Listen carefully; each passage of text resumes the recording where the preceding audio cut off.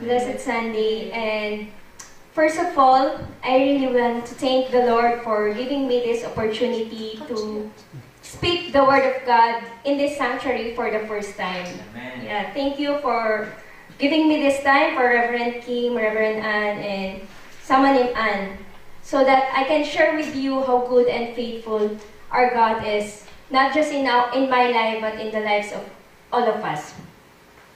So, the topic for today that God has given me is entitled, Remember God in Your Wilderness.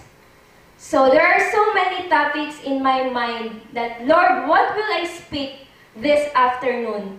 There are topics like faith, like teaching the Jesus words, but when I attended the New Year's service, I heard about this Deuteronomy 8. And before I attended that worship service, this is the word that the Lord gave me, Deuteronomy 8, and the Lord confirmed it. So before I start the service, let us all pray and ask the Holy Spirit to guide us. Let us pray.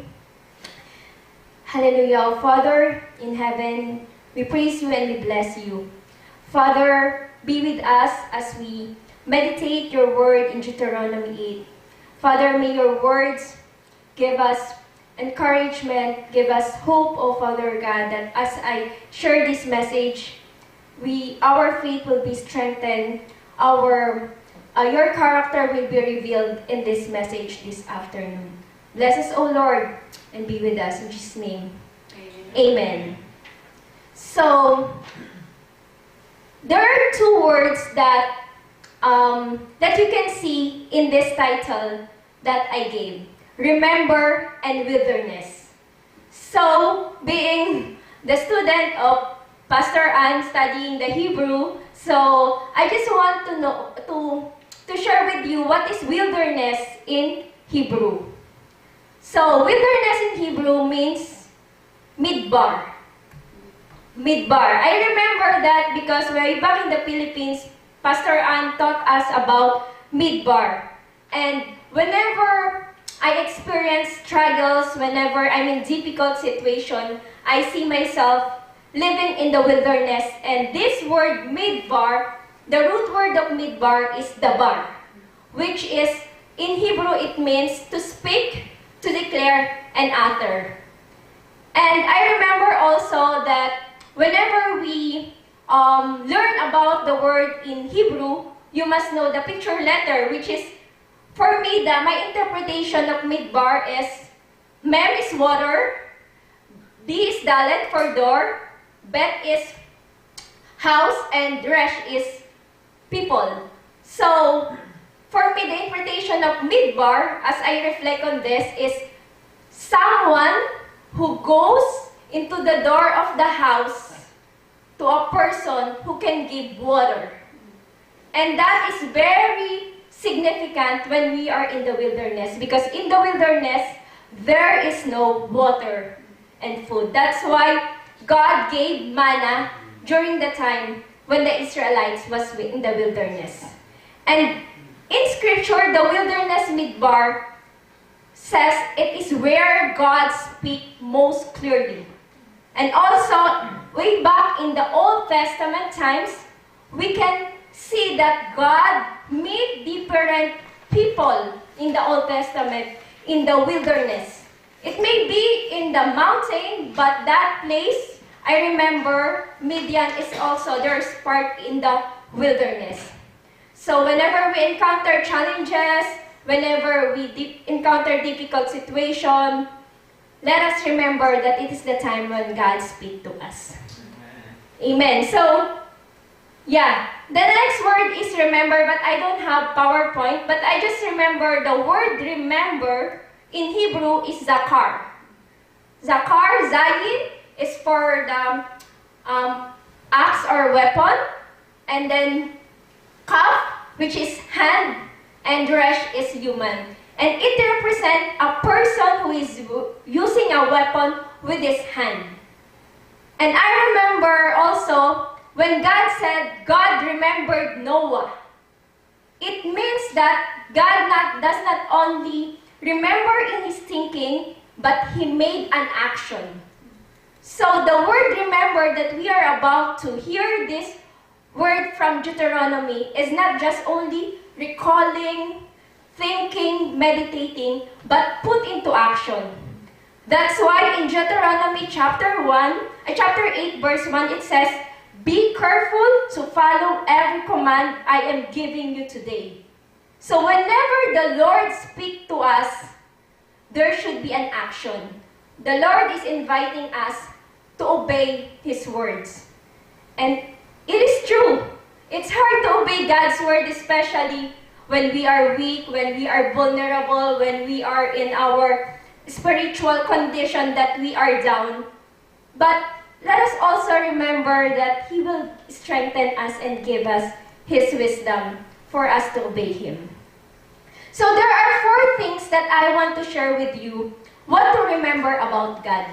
The first one is, in verse 2, it says, "Remember how the Lord your God led you all the way in the wilderness these 40 years. First point in this Deuteronomy chapter 8 is that God led intentionally. It means that it is not an accident that the Israelites went through the wilderness. Yes, that journey could only last for 11 days as said in Deuteronomy 1, but then it happened that the Lord allowed them to wander in that wilderness for 40 years. But why? Because the Lord wants them to learn many things, and the Lord wants them to acknowledge that He is leading him so that they will know more about who Jesus Christ, who God is.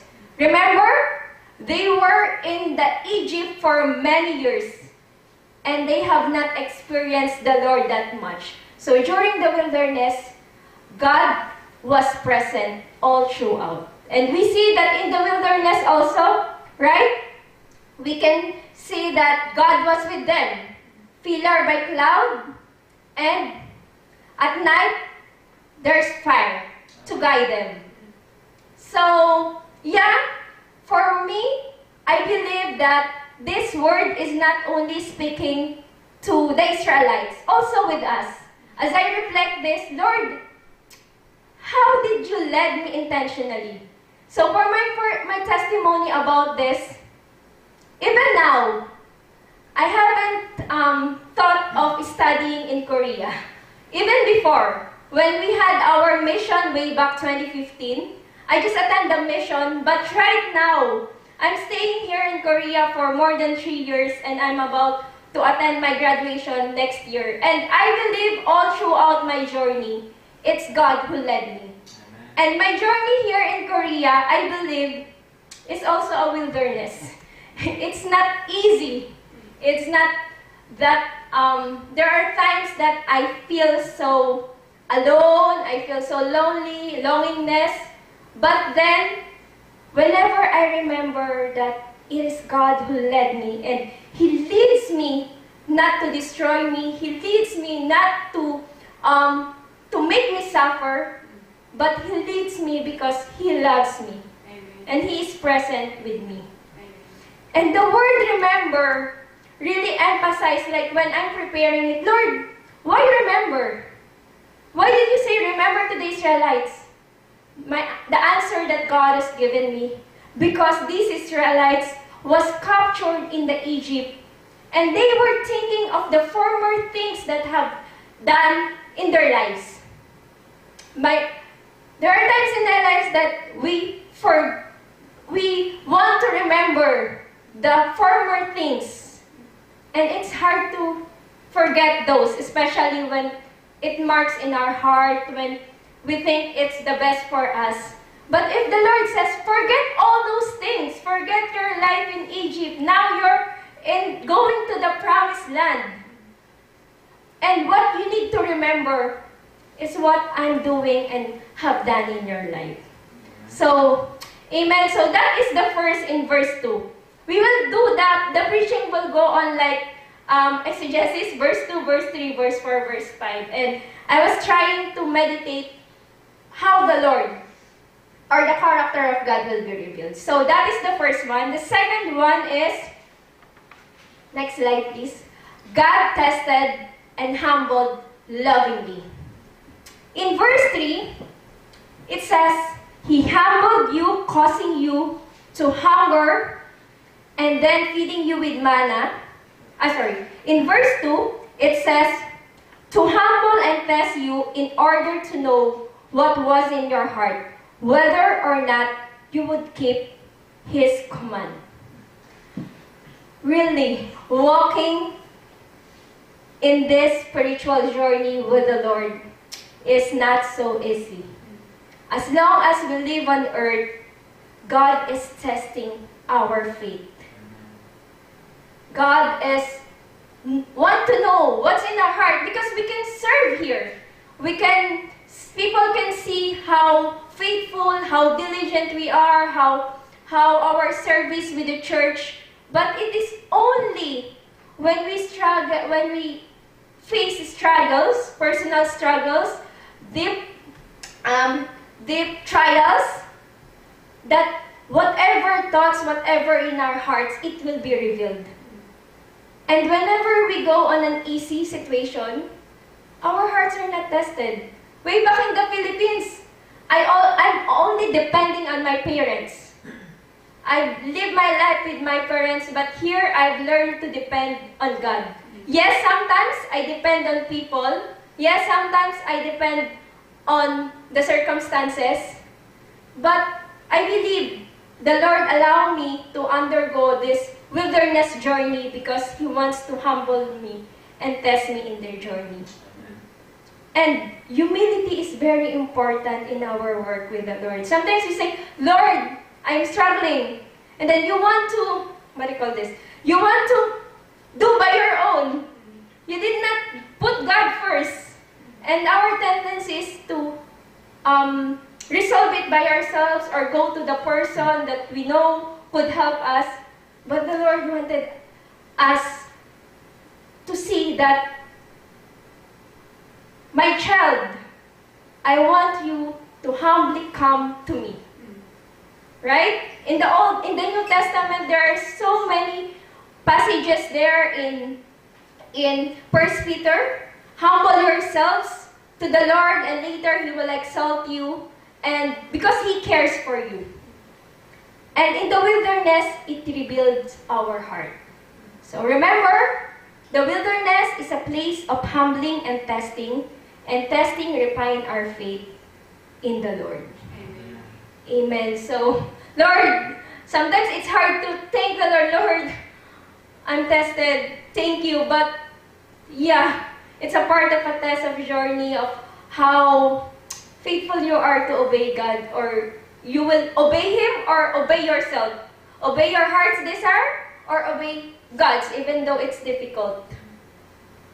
But the grace of the Lord is there always. If we fail to obey Him, then God is gracious to lift us up in times that we are so down.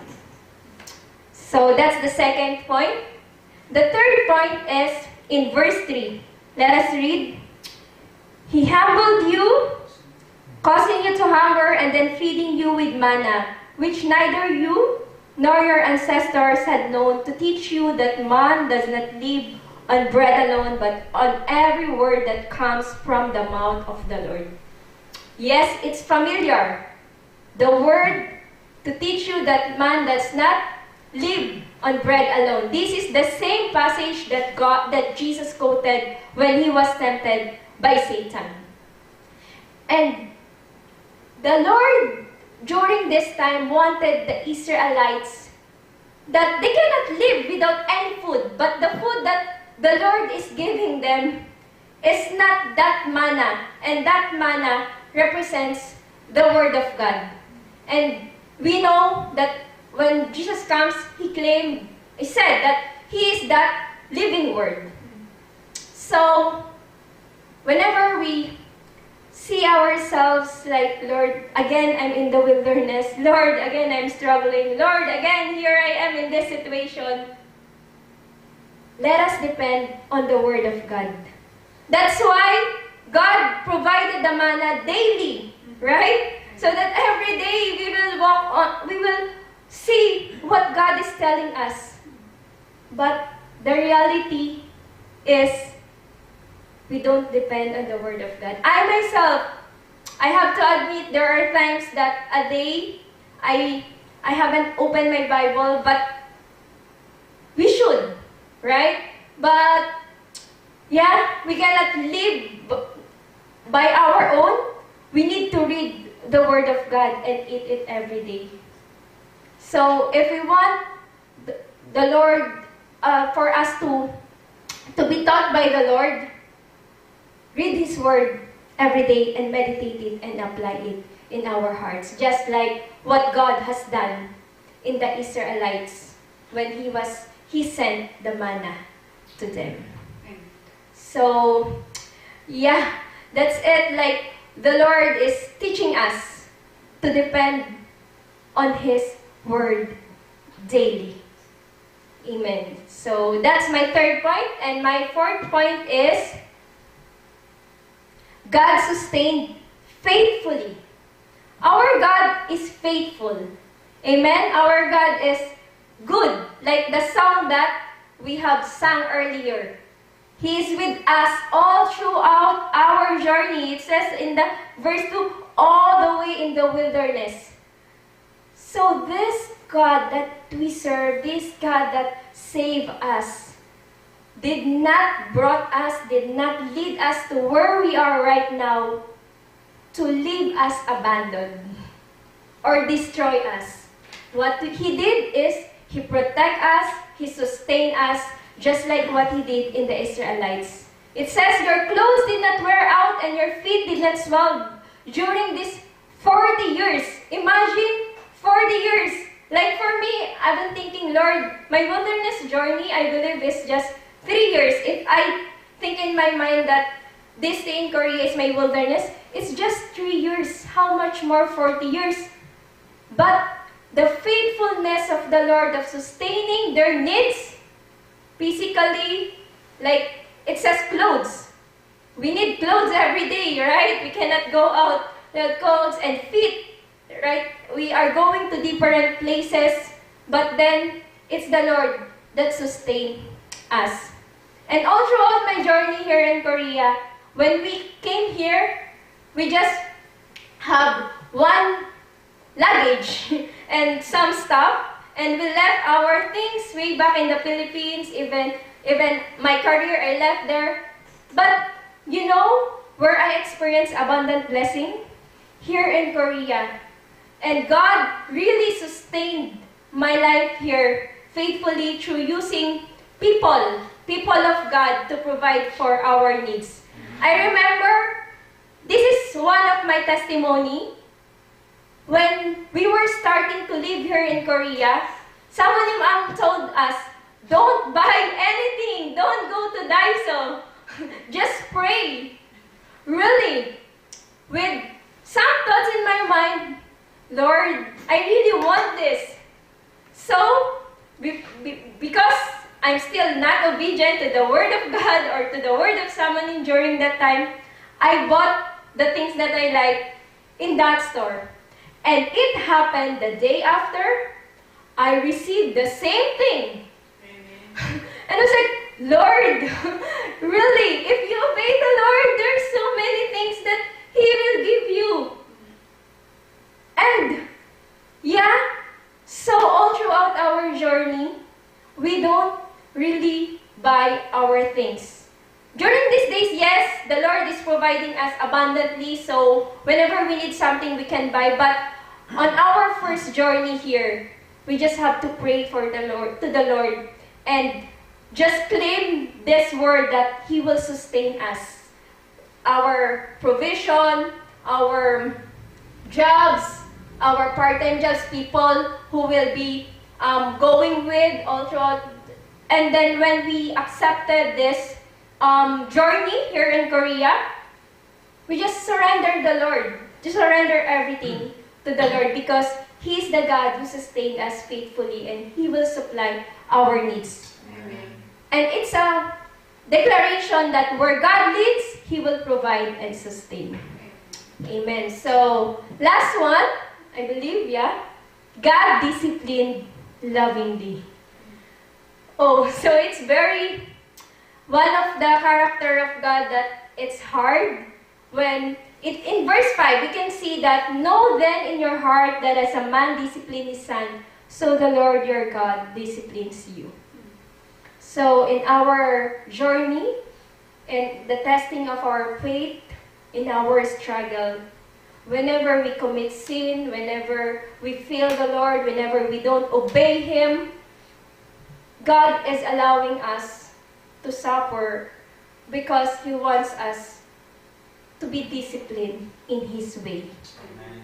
And in John it says that God disciplined us because He loves us so much. And whatever suffering I believe I experience, help me, Lord, to just think it not as a punishment, but a training. So that when I encounter this same thing, this same discipline, I will learn more and I will have the opportunity to share it also to others. Amen. Remember also that the Israelites was put by the Lord in the wilderness to form and shape their character. So it's hard to be disciplined by the Lord because, but with the grace of God, we will be victorious in our wilderness journey. Amen. Amen. So, and then it's not there, but in verse 6 it says, observe the commands of the Lord your God, walking in obedience to Him and revering Him.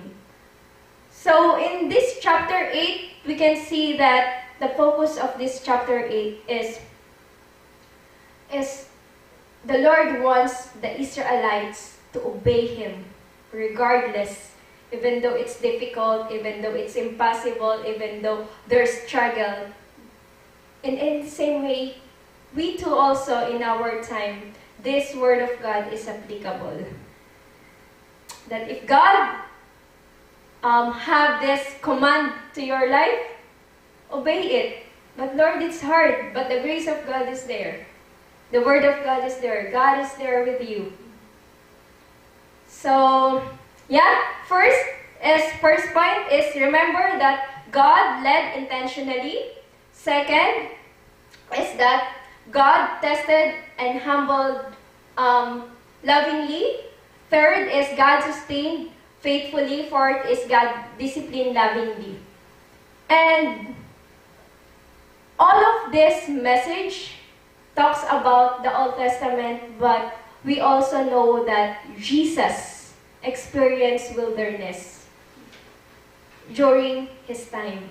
And He overcome this wilderness journey by remembering the Word of God and overcoming the struggle with the Word of God. So, next. This is the call to remember for us. I'm almost done. First, remember God through obedience. Obedience is the key for us to be victorious in our journey in wilderness. Second, remember God through recall God's leading. Don't recall our past experiences, bad memories, but look forward to where God is leading you. Just like the Israelites, God is leading them to the promised land. So there's greater journey ahead of us, greater plans that God, even though we don't know how to go there, what is the clear path of the Lord, but God is saying, remember me, remember my plans. Third is remember God by trusting His purpose in testing. Yes, we may understand that we struggle, that God tested and humbled us, but we have to trust that His purpose is good and it is for His glory, that we have to undergo this testing in our life. Amen. Fourth is, remember God by depending on God's Word. Only God's Word can strengthen us. Yeah, not man, not even our family. The pastor, the message of the Word of God that we are here whenever we attend service or have our own Bible, but it's our personal time with the Lord that could help us in our daily struggle. Fifth, remember God by thanking Him for providing and sustaining us. Always thank the Lord for all the things that we have been receiving and will be receiving in our stay here on earth. And last, remember God by accepting God's loving discipline. Let us accept this loving discipline even though it's hard, because we know that in that discipline, we will experience more and encounter the Lord in this wilderness journey.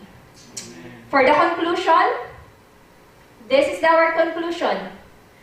God uses the wilderness to form His people so they will remember Him in obedience, dependence, and trust. Amen. God says, remember me. Amen. Amen. So let us pray and close this service, this preaching.